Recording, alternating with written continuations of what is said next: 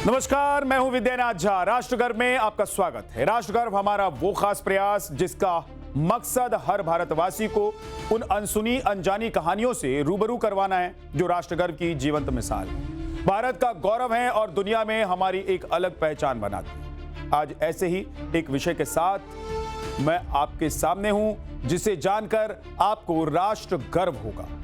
आज भारत में हो रहा विकास टॉप क्लास का है, चाहे दुनिया का सबसे ऊंचा रेल ब्रिज हो या सबसे बड़ा क्रिकेट स्टेडियम या फिर रोड इंफ्रास्ट्रक्चर और एक्सप्रेस वे। भारत की तरक्की राष्ट्रगर्व का विषय है। बात आज काशी की होगी जिसकी पहचान पूरी दुनिया में आध्यात्मिक नगरी के तौर पर। लेकिन भोले की नगरी का विकास जापान के क्योटो शहर की तर्ज पर हो रहा है।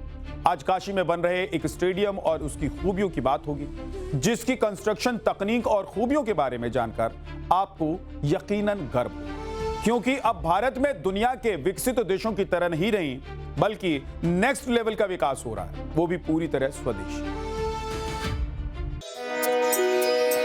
गंगा नदी के किनारे बसी काशी नगरी भगवान शिव और माता पार्वती का शहर, वो शहर जो इतिहास से भी पुराना है, जिसके कण कण में शंकर का वास है, वो शहर जहां आध्यात्म की बयार बहती है, वो नगरी जहां घर घर में मंदिर है, वो शहर जो अल्हड़ अंदाज के लिए जाना जाता है, एक ऐसी नगरी जहां अंतिम सांस लेने से मोक्ष मिलने की मान्यता है। 2014 में केंद्र की सत्ता बदली तो मानो इस शहर की काया पलट गई। बाबा विश्वनाथ की नगरी से खुद पीएम नरेंद्र मोदी सांसद बने और काशी में विकास की बयार बहने लगी। रेलवे स्टेशन चमकने लगे, सड़कें चौड़ी होने लगी और नए नए परिवहन के साधन शुरू होने लग गए। रोपवे की शुरुआत का काउंटडाउन भी हो गया है। तमाम तरह की योजनाओं से इस शहर को क्योटो की तर्ज पर विकसित करने का काम चल रहा है। इसी कड़ी में इस शहर को खेल के मामले में अंतर्राष्ट्रीय पहचान भी मिलने जा रही है। आने वाले समय में इस शहर को उसके अंतर्राष्ट्रीय क्रिकेट स्टेडियम के लिए जाना जाएगा। आज इसी स्टेडियम के जरिए हम आपको राष्ट्र गर्व की कहानी सुनाएंगे। वाराणसी में खेलों के एक नए अध्याय की शुरुआत हो रही है और इसके केंद्र में है राजा तालाब में तैयार हो रहा ये इंटरनेशनल क्रिकेट स्टेडियम। इस स्टेडियम का लगभग 90% काम पूरा हो चुका है, यानी अगले 2 से 3 महीनों में यहाँ पर इंटरनेशनल क्रिकेट मैच होगा। लेकिन सवाल इस बात का है कि इस स्टेडियम की क्या खासियत है, क्यों आखिर इतनी चर्चा हो रही है, एक एक जानकारी आज हम आपने इस रिपोर्ट में देंगे। गंजारी में रिंग रोड के पास शहर से 15 किलोमीटर की दूरी पर बन रहे इस स्टेडियम के डिजाइन ने लोगों को चौंका दिया। यह स्टेडियम आगे चलकर बाबा भोलेनाथ के रंग में रंगा नजर आएगा, यह कहना गलत नहीं होगा। लेकिन हम ऐसा क्यों कह रहे हैं, उसके पीछे की वजह बताते हैं। हाईवे के बिल्कुल बगल में बना स्टेडियम ड्रोन से कैप्चर किए गए वीडियो में बेहद खूबसूरत नजर आता है। यह स्टेडियम पूरी तरह से काशी की थीम पर आधारित है। इसकी छत और ड्रोन से दिखने वाला व्यू बिल्कुल आधे चंद्रमा की तरह दिखता है। यह स्टेडियम बाकी क्रिकेट स्टेडियम से थोड़ा हटकर है। खूबियां ऐसी कि जो पहले आपने सुनी और देखी नहीं होंगी। वाराणसी के राजा तालाब में बन रहे अंतर्राष्ट्रीय क्रिकेट मैदान की चर्चा पूरी दुनिया में हो रही है और उसके पीछे की वजह यह है कि इसकी दिव्यता और भव्यता, ये किस तरीके से तैयार किया जा रहा है, ये इसका थीम क्या है, इसको लेकर चर्चा हो रही है। और इस क्रिकेट स्टेडियम की क्या खासियत है, किस तरीके से इसको तैयार किया गया है, इसका ग्राउंड कितना आधुनिक बनाया गया है, इन सभी बातों पर चर्चा करने के लिए हमारे साथ देखिए उत्तर प्रदेश क्रिकेट एसोसिएशन से जुड़े सरोज शुक्ला जी हैं। सर, आपका टाइम्स नाउ नवभारत पे आपका बहुत बहुत स्वागत है। इतना शानदार आपने ये स्टेडियम बनवाया है, यहाँ पर इसकी क्या खासियत है, थोड़ा हमारे दर्शकों को तफसील से बताइए जरा। इसकी खासियत ये है कि एक तो इसका ड्रेनेज सिस्टम है, पानी निकलने का। अगर बारिश तेज भी आती है, मूसलाधार बारिश होगी 1 घंटे, तो आधे घंटे में सारा पानी बाहर हो जाएगा। मतलब अगर हम अगर यहाँ से बताएं अगर तो अगर यहाँ पर अगर 1 घंटे बारिश होती है इस पूरे ग्राउंड में, बैठ के थोड़ा सा बैठ जाइए सर, अगर इस पूरे ग्राउंड में बारिश होती है 1 से 1.5 घंटे, तो क्या पूरा पानी निकल जाएगा? पूरा पानी निकल जाएगा। कितने देर में? आधे घंटे में, विदिन 30 to 40 मिनट्स। ड्रोन से कैप्चर की गई बनारस के नए नवेले स्टेडियम की तस्वीरें अद्भुत हैं। वीडियो में डमरू के डिजाइन वाला मीडिया सेंटर नजर आता है। साथ ही त्रिशूल के डिजाइन वाली फ्लड लाइट भी इस स्टेडियम की सुंदरता में 4 चांद लगा रहे हैं। महादेव के हाथ में डमरू ब्रह्मांडीय लय, ध्वनि और सृजन का प्रतीक है। डमरू का डमडम नाद केवल संगीत या आनंद नहीं है, बल्कि वो दिव्य कंपन है जिससे सृष्टि की उत्पत्ति और संतुलन का काम होता है। इस भव्य स्टेडियम का पवेलियन डमरू के आकार में बनाया जा रहा है ताकि देश विदेश से आए लोग खेल के आनंद के साथ साथ धर्म और आध्यात्म से भी रूबरू हो सकें। ज्यादा चर्चा हो रही है ये फ्लड लाइट को, चर्चा हो रही है फ्लड लाइट को लेकर। कहाँ से ये आपके दिमाग में आ गया आप लोगों की नहीं त्रिशूल का आकार दे दिया जाए? देखिए, ये हमारे जो ईपीसी कॉन्ट्रैक्टर है L&T, उनका थीम है। काशी की विरासत क्या है? त्रिशूल है, डमरू है, चंद्रमा के ऊपर जो अपना अर्धचंद्राकार है शिव जी के ऊपर।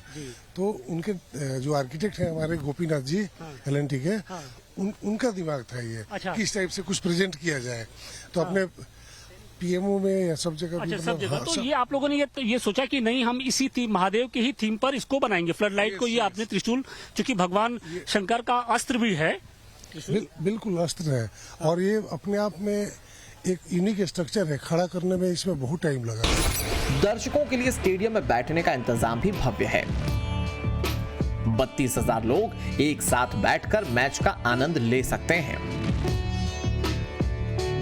पवेलियन के बारे में बताइए कि कितनी क्षमता है यहाँ पर, कितने दर्शक यहाँ पर बैठेंगे और क्या कुछ खासियत है इसकी पवेलियन के भी, क्योंकि हम देख रहे हैं कि कहीं जगह पर सिंगल स्टोरी है और आगे हम देख रहे हैं ये डबल स्टोरी है। अभी जो है ना, इसका टोटल कैपेसिटी 32,000 है, और जो अपना अर्धचंद्राकार ऊपर लगा हुआ है उसको, उसका थीम मैप करने के लिए ये कहीं पे आपको नीचे कम दिख रहा है, फिर बीच में ऊपर ज्यादा हो गया, फिर इधर कम हो गया, तो उस थीम से बना हुआ है।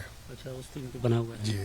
कुछ घाटों का भी स्वरूप ऐसा कहा जा रहा है कि भविष्य में दिया जाएगा। घाटों का भविष्य का, हाँ, हालांकि वैसे तो ये अर्धचंद्राकार तो है ही, जो चूंकि काशी के जो घाट है वो अर्धचंद्राकार ही हैं, तो अर्धचंद्राकार स्वरूप दिया गया है। फिलहाल स्टेडियम के कंस्ट्रक्शन का काम जारी है और इसे दुनिया का खूबसूरत स्टेडियम बनाने की योजना है। पूरा एरिया कितना है इसके बारे में बता सकते हैं सर? टोटल ये 30.5 एकड़ है ये पूरा। 30 और खर्च कितना आया है मोटे तौर पे कुछ? जो प्रोजेक्ट जो कंस्ट्रक्शन कॉस्ट है प्रोबेबल, वो 331 करोड़ का है। 450 करोड़ के आसपास। 450 करोड़ इंक्लूडिंग लैंड होगा। Including land. हाँ, जो लैंड तो ईपीसीए ने मतलब वो लिया ना, लीज पे लिया है। सबके जहन में, खासकर क्रिकेट प्रेमियों और काशी वासियों के मन में एक ही सवाल है कि ये स्टेडियम कब बनकर तैयार होगा और मैच कब से खेले जाएंगे।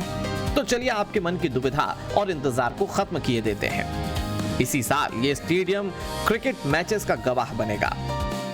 काम कितना तैयार हो गया है, मतलब पूरा हो चुका है, और क्या उम्मीद हम लोग करें कि कब तक बनारस के लोग जो हैं वो यहाँ पर मैच देखने के लिए पहुंचेंगे? काम लगभग तैयार हो चुका है।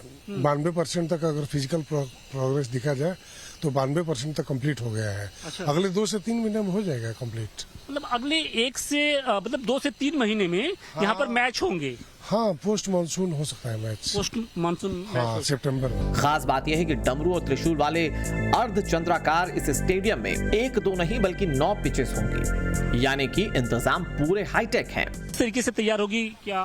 पिच तैयार हो चुकी है ऑलरेडी। घास कटिंग से पता लग जाएगा। अच्छा, घास कटेगी तो पता चलेगा। हाँ, तो ये सपाटी विकेट तैयार कर रहे हैं या फिर आप लोग कुछ अलग यहाँ पर विकेट? नहीं, अलग अलग 9 पिच है इसमें। कितने पिच तैयार किए जाए? 9 पिच है इसमें मेन। अच्छा, 9 पिच है। हाँ, तो 9 पिच प्रैक्टिस के लिए भी होगा उसमें? नहीं, प्रैक्टिस पिच हमारे सामने है बाहर। अच्छा, बाहर है, साउथ पवेलियन के बाहर। हाँ। वहाँ अलग है पिच। अच्छा, हम ये देख रहे हैं कि ये बीच बीच में ये टीम के लिए कुछ लगाए गए हैं उसके ये घास के। ये इरिगेशन सिस्टम है अपना। हाँ, हाँ। इसका इरिगेशन सिस्टम का भी रिंग मेन लगा हुआ है अंदर, ताकि प्रेशराइज होके घास जो है घास पे पानी जाएगा। अच्छा, हाँ, स्प्रिंकलर सिस्टम है पूरा। स्प्रिंकलर सिस्टम है पूरा। जी हाँ। वाराणसी शहर भोलेनाथ और मां पार्वती की नगरी है, जो आध्यात्म के साथ साथ विकास के नए रिकॉर्ड बना रही है। यकीनन ये राष्ट्र के लिए गर्व करने का विषय है। एक साथ लगभग 30 से 35 हजार दर्शक यहाँ पर आराम से। पार्किंग वगैरह की क्या व्यवस्था है, क्योंकि बहुत सारे जगहों पे हम लोग देखते हैं क्या नाम है कि पार्किंग की बड़ी दिक्कत रहती है। पार्किंग देखिए, जो अपना यहाँ पर कितनी हाँ जो नॉर्म्स है और जो प्लान है उसके हिसाब से 1500 पार्किंग की जरूरत है, जो हम दे रहे हैं। अच्छा, और उसके अलावा अगर कोई गाड़ी आएगा फिर तो सरकार को देखना। सरकार बना रही है, जी, जी। प्रोजेक्ट में है ये। करेक्ट। तो माना ये जाए कि अगले 1 से 2 महीने में ये पूरा बनके तैयार हो जाएगा। हाँ जी, हाँ जी, बिल्कुल। डमरू और त्रिशूल वाला स्टेडियम राष्ट्र का गर्व है और खूबियों से भरपूर है। ऐसी खूबियां जो न पहले किसी स्टेडियम में आपने देखी होंगी ना सुनी होंगी। अब आपको एक एक खासियत इसकी बताता हूं। स्टेडियम काशी की थीम पर बना है। इसका स्वरूप अर्धचंद्राकार है। स्टेडियम को इस तरह डिजाइन किया गया है कि दर्शकों को घंटों का स्वरूप नजर आएगा। 30.5 एकड़ जमीन पर इस स्टेडियम का निर्माण किया गया है। डमरू और त्रिशूल वाले स्टेडियम की कंस्ट्रक्शन पर 331 करोड़ रुपए खर्च किए गए। लीज लैंड को मिलाकर 450 करोड़ की कुल लागत इस स्टेडियम पर आएगी। स्टेडियम की खास बात यह है कि यहां पर डमरू आकार में पवेलियन है, जहां पर मीडिया सेंटर भी हो और कमेंटेटर बॉक्स भी। त्रिशूल आकार में फ्लड लाइट्स हैं, जो कि L&T का थीम है। स्टेडियम में 32,000 लोगों के बैठने का इंतजाम है। आगे क्षमता और बढ़ाई जा सकती है। इसकी खास बात यह है कि बारिश होने पर मैदान में पानी नहीं रुकेगा, बल्कि आधे घंटे में पानी निकल जाए। स्टेडियम में मैच के लिए 9 पिच हैं। प्रैक्टिस पिच स्टेडियम के बाहर रहेगी। स्टेडियम का 92% काम पूरा हो चुका है। प्रशासन के मुताबिक अगले 2 से 3 महीने में काम पूरा हो जाएगा। खुशी की बात यह है कि मॉनसून के बाद इस स्टेडियम में मैच होने शुरू हो जाएगी। देश भर से लोग आएंगे, लिहाजा स्टेडियम में 1500 गाड़ियों की पार्किंग की व्यवस्था की गई है। हालांकि सरकार और प्रशासन की योजना है कि स्टेडियम के बाहर भी पार्किंग की व्यवस्था। स्टेडियम की खूबियों के बारे में आपने जान लिया। काशी के लोगों का इस स्टेडियम को लेकर क्या कहना है। काशी के मानचित्र पर उभर रहे इस स्टेडियम से कैसे यहां की अर्थव्यवस्था को पंख लगेंगे, युवा वर्ग के लिए कैसे यह स्टेडियम सफलता के अवसर लाएगा। एक रिपोर्ट आप देखा। 2017 से इस शहर के विकास ने और ज्यादा रफ्तार पकड़ी, क्योंकि इसी साल उत्तर प्रदेश में सत्ता का परिवर्तन हुआ और मुख्यमंत्री योगी आदित्यनाथ बने। इस डबल इंजन की सरकार होने से वाराणसी समेत पूरे उत्तर प्रदेश में योजनाओं का क्रियान्वयन बेहतर और सुचारू तरीके से होने लगा। जमीन पर विकास नजर आया तो काशी पहुंचने वाले श्रद्धालुओं और पर्यटकों की गिनती ने सारे रिकॉर्ड्स तोड़ दिए। पहले लोग विश्व विख्यात मंदिरों के दर्शन के लिए आते थे, अब लोग क्रिकेट मैच देखने के लिए भी काशी पहुंचेंगे। 23 सितंबर 2023 को पीएम नरेंद्र मोदी ने इस स्टेडियम की आधारशिला रखी थी, जो तय समय में पूरा होने जा रहा है। राजा तालाब इलाके में तैयार हो रहे इंटरनेशनल क्रिकेट स्टेडियम की वैसे तो तमाम खूबियां हैं, लेकिन वो खूबियां जो इसे खास बनाती हैं मेरे ठीक पीछे हैं। आप ये फ्लड लाइट देखिए। आमतौर पे हर क्रिकेट स्टेडियम में इस तरह के फ्लड लाइट लगे होते हैं, लेकिन यहाँ पर जो फ्लड लाइट लगा है वो बेहद खास है, क्योंकि भगवान शिव के प्रतीक त्रिशूल का आकार इसे दिया गया है।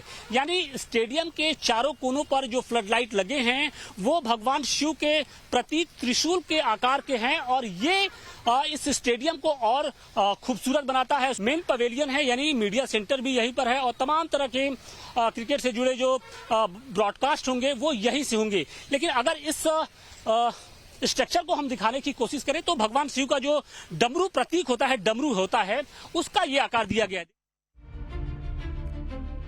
काशी में स्टेडियम का निर्माण हो रहा है, लेकिन जो लोग नहीं जानते उनको समझाता हूं कि काशी में ये स्टेडियम बन कहां रहा है, शहर से कितनी दूरी पर यह स्टेडियम बनाया जा रहा है।